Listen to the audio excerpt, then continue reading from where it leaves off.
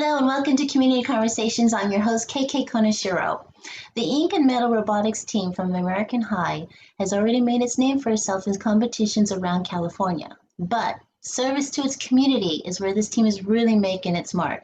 This impressive group of students is turning classes in education and coding into much needed donations for organizations in Fremont and Alameda County. Here to talk about their work and their team members is Rishi Gujar. And Rishi, would you mind introducing your fellow team members for us? Sure. My name is Rishi. I'm the lead of the Link branch, and that's the outreach branch of our team. Joined with me is Anuj Nayak. He's also on the Link branch, and he's also on our code side. Ayush Patel and Maithili Kamar are also here, and they lead our mechanical branches. Great. Well, welcome, everyone. Appreciate you being here. Now, I have to ask, you're all part of the Engineering and Technology Club at American High. Can you tell us more about your team? Is it just you five, or four of you, I should say? And how did you guys all come together? How did this all start? Yeah, so we're a 14-person robotics team 14. currently. Yeah, and I think it started in 2011 when the team was generally started at the school, and from there it's honestly just been, as the seniors leave, we recruit new freshmen, and just kind of this endless cycle of new team members and new people to have fun with and learn from. So is the team members comprised of 10 to seniors? No, we have students from about 3 to 4 students from each grade level. Okay, great. Now, if I want to be a team member, what is the process? Do I fill out an application? Do I do an interview? How does this work? So we generally have recruitment at the start of the school year. So for this year, we would start it around September, and we generally publicize it to students of American and normally in the Engineering and Technology Club. And we normally recruit around 2 to 4 people per year, depending on the size constraints of our team, since we are an FTC team. And additional ways, like many people aren't able to join just due to the high time commitment and other factors. So we have programs like a shadowing program and a YouTube crash course series where we actually push the things that we learn in like a less time intensive manner. Okay. Now, you are much more than a robotics team, and we'll talk about that more in a little bit. But talk about your interests, your own interests in robotics, and what you guys like to build. Well, I can speak like as a freshman, my first year being on this team, I only had like limited exposure to robotics. I was doing like a few coding classes here and there outside. And essentially I wanted to join this team because I saw it as an opportunity to learn more about robotics. Well, that's just really interesting to me because I kind of like building new things, whether it's like code or with robotic parts. So yeah, I joined this team to try it out for mostly the fun of it and explore new things. And I realized that I really enjoyed the process of building robots and designing it and redesigning it. And problem solving, which we encountered a lot this season. Yeah, overall, it was definitely an eye-opening experience for me. Great. Now, a lot of people do understand that this is an after-school club. So you have a full day of school. You have your club. Do you guys meet every day, once a week, once a month? How does that work? So for our team, our meetings are very variable. Okay. Sometimes we may have a competition in 2 weeks and we may need to meet up every day for 2-3 hours, or maybe our competitions in a month or two and we can be more laid back and have meetings every other day or every week. Okay, so with that said, how do you decide and dedicate time to the community on top of your current workload? I'd say it all comes down to planning. So at the start of the season, we make like a strategic plan based on our goals. So for the FTC challenge, there's a different robotic challenge every single year and it changes. So depending on the time that we want to spend on the robot and the time we want to spend on STEM and non-STEM outreach, we really like split that up and make like a strategic plan for how much time each team member can commit every week, and also how long each goal would take in respect to like our larger vision. Yeah, and then on top of that, we also organized our team structure into several branches, and 2 of those branches are just specifically focused on outreach. So we make it a priority to focus on outreach while, of course, focusing on the development of a robot. I like how you guys are getting this whole delegation system worked out. That's amazing. Okay, now we first learned about you last summer because you raised over $5,000 for the Alameda County Food Bank. By hosting engineering and coding classes in exchange for donations. How did that idea develop?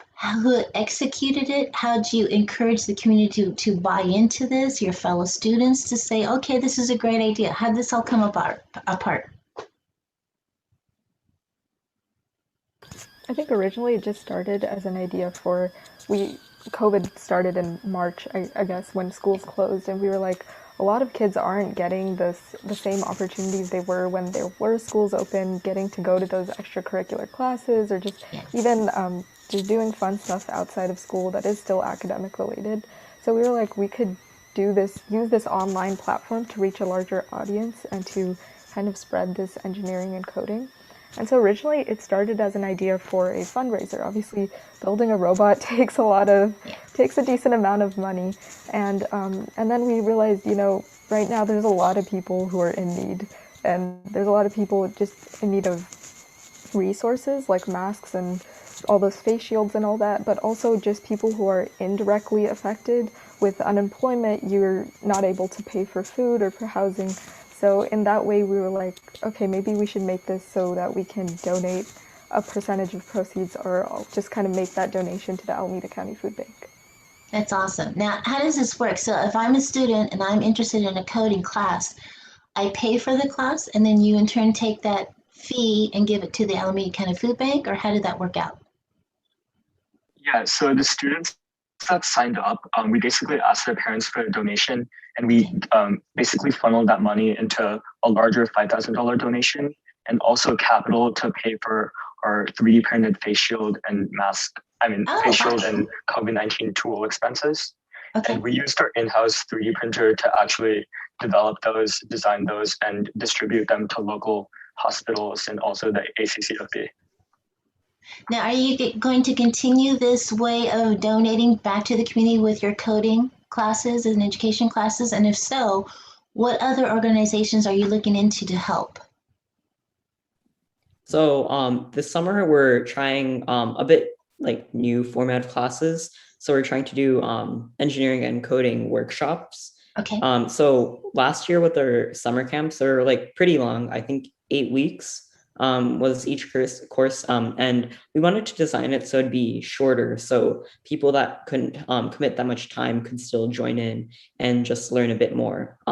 So with these workshops, we're hosting them for free for most of our community, and we're also going to ask if they can at all donate to us. And this year we plan on holding more types of these workshops, so we hope to get more funds and donate them to not just food banks, but other communities in need, such as like possibly schools that might need to reopen, or hospitals that are facing shortages and like funds to get vaccines or things like that, or even companies that like publicize to get the vaccine, because that's something that this year most of our outreach has been focused on, which was like telling people about the pandemic and taking steps to prevent it or end it rather.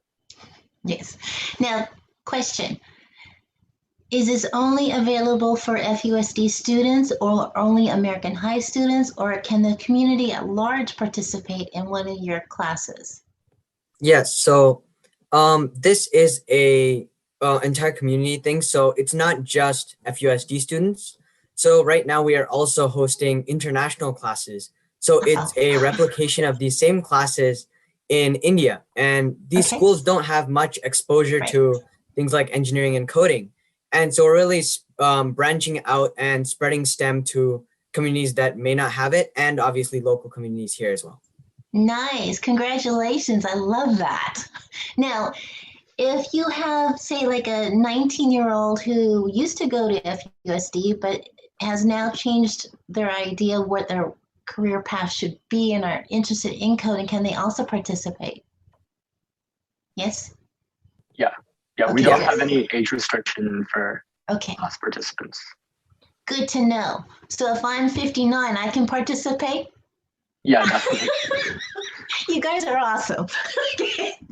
Now, can you tell us about other projects you've been working on to benefit local organizations? I mean, this coding and engineering classes are just a phenomenal way of reaching the community and giving back something that a lot of people are interested in. But what other projects are you working on? So currently we're working on something called the trash sorter, and it's basically like a mechanical robot that sorts trash. So all you have to do is get like a piece of trash, put it in an area, and then it would classify it using a camera and an algorithm that we developed, and also deposit it in one of 3 bins. And Wow. we've developed an app that goes along with it that's had like a lot of impact. I think around 180,000 images were scanned on that, and that's also available on the iOS App Store. But this like physical contraption would basically go in schools and local businesses, and it would allow people to like gain an educational aspect in like the waste contamination problem, as well as like look at robots and how fun they are. And And go ahead. so on top of that, we also have our crash course. So obviously we participate in the First Tech Challenge from First, and maybe people want to also partake in that the challenge. We have our crash course, which teaches rookie FTC teams as well as new people how to start a team, what you need to know, and things like that, so that they may start their own and participate in similar things that we do. Nice. Okay, so that's a great segue. You guys won the Inspire Award at the First Tech Competition Challenge. What is that about for anyone who's not heard of this competition? And what did you do? And what was the criteria of what you had to do? So the First Tech Challenge as a whole is it's a competition in which a team would create a robot to perform specific tasks that are given at the beginning of each year. And so there's different awards that are provided, and so the Inspire Award is kind of like an overall award where it's a combination of all of the categories, and it essentially looks into what your team has done in terms of outreach, how your team has worked through your robot and the design process, and how you've solved problems, how you have fundraised, how you've documented everything, and it's just an overall award that looks at all of these different categories. So to win the Inspire Award, what was your project? So it's basically a culmination of all of our efforts. So it was a combination of both our robot game, which is basically our robot, how many points we score, along with also outreach, all the community things we're doing, our plans to sustain our team. So after the seniors are gone, how do we continue to keep our team alive? And meeting with professionals, STEM educators, and other professionals in the STEM field, connecting with them as well. So it's a culmination of really a very all-rounded team and a model first team. So as a team, did you decide on this robot game, or was there other ideas that were floated?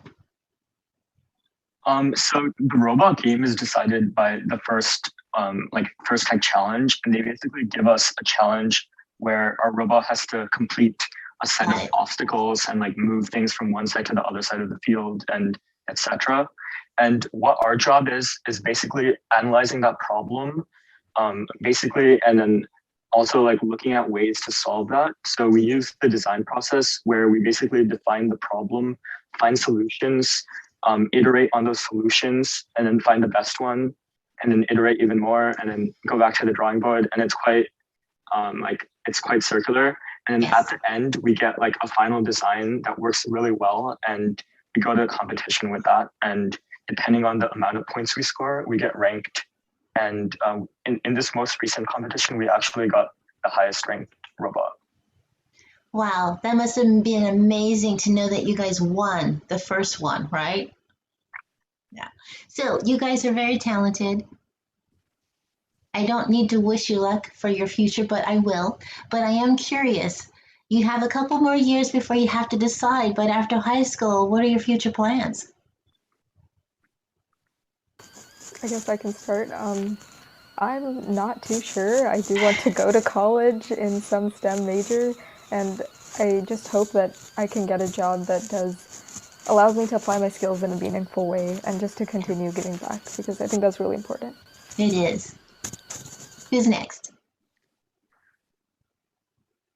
I can go next. So I'm only a freshman, but I definitely like have ideas of what I want to do in the future. Like being on this team has shown me that like I do indeed enjoy engineering and programming, which is something I want to pursue in the future. But the other aspect of that is to like impact the community as well. So in the future, like I want to be in a position where I'm doing what I like while helping the community around me. It's great. So for me, when I go to college, I want to pursue a major in most likely mechanical engineering because I really fell in love with designing robots, and not just robots, other things like products and working with electronics and kind of a general engineering outlook. Great. Rishi, you're last. For me, right now I'm a sophomore, so I really have no idea, but I do have like some things that I am passionate about, like environmentalism, robotics, like design especially, and even a couple other things. So it's really open-ended right now. That's okay. You've got time. I'm going to go into. Well, we do wish you the very best of luck for your future, and we wish you more winnings at competitions. We congratulate you on what you've already done. It's amazing that you guys have taken this to the community level, and you guys get to see the immediate benefit of giving back. So I congratulate you on that. You know, you don't need luck, but I wish you could fix the world. That'd be great. Could you do that? We'll try our best. Okay, good. We're counting on you. Thank you so much for being here. Thank you. From everyone here at Community Conversations, we appreciate you watching, and we'll see you next time. Thank you.